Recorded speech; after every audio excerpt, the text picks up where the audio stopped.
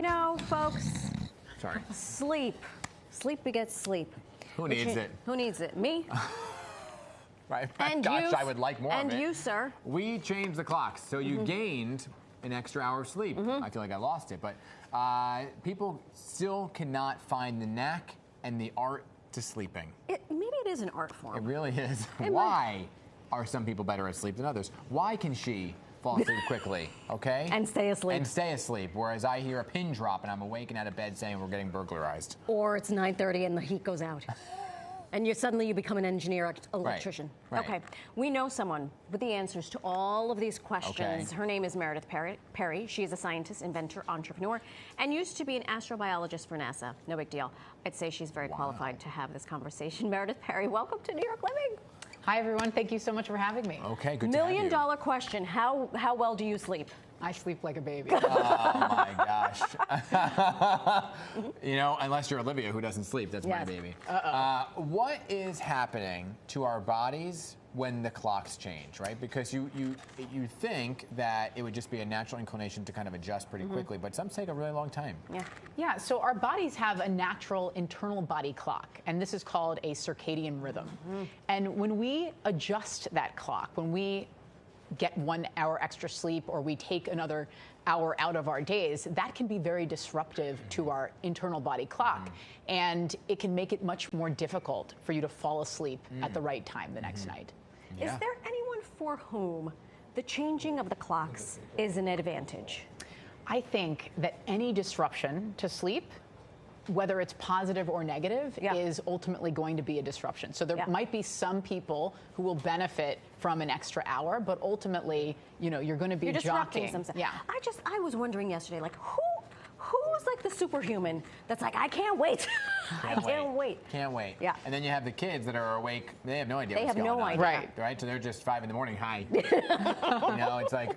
So, but besides daylight saving, which can really disrupt, as you're saying, the circadian rhythm of everything, what are some of the top causes of just bad sleep in general? Yeah, so there's a number of different things that can impact our sleep quality. Some can be environmental, some can be mental. And so in the environment, we need a cool, calm, and dark place to sleep at night. We don't want to be overheated. That can lead to wake up events, things like that. You talk about sleep hygiene, which I thought was have you ever heard of this? I'm dirty then. I'm filthy. You got to change your pillowcase every other day. What exactly is sleep hygiene, and how can it help us get a better night's sleep? So sleep hygiene are the habits and practices that we can do to increase our chances of getting a better night's sleep. But it's also the things that we shouldn't be doing that can lead to bad sleep. So sleep hygiene involves making sure that our sleep environment is cool, it's dark, and it's calm. It also involves doing things during the day that will lead to a better night's sleep, like making sure we drink coffee earlier in the day as opposed to right before sleep, or maybe not having that glass of wine right before we go to bed. Oh, well, that's problem number one. Problem number two is I'm working out right before I go to bed. Yeah. But why am I sleeping?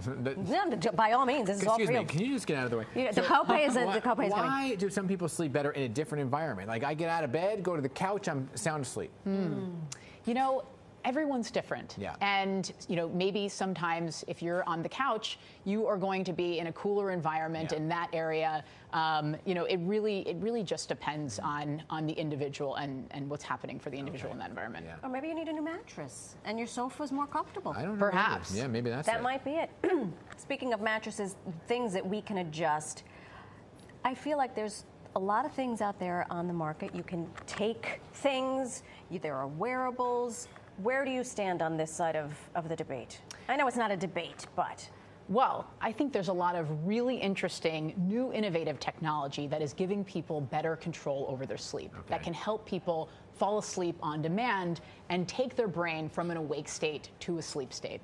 That's the thing, the brain.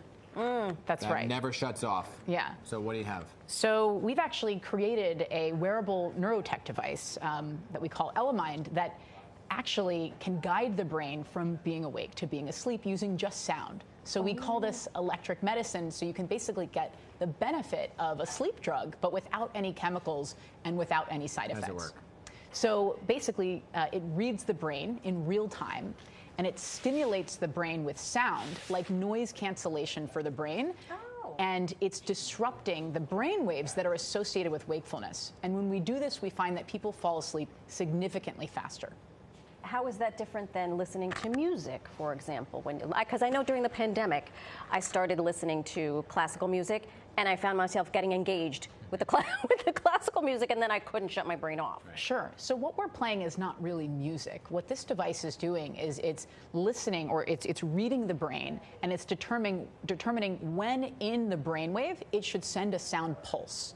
And that sound pulse will actually disrupt the brainwave associated with wakefulness, as opposed to just listening to sound, which is not responding in real time to your brain. Okay, so does that mean you're having anxiety, you got crazy thoughts, it takes a break, boop? Just like that. Boop.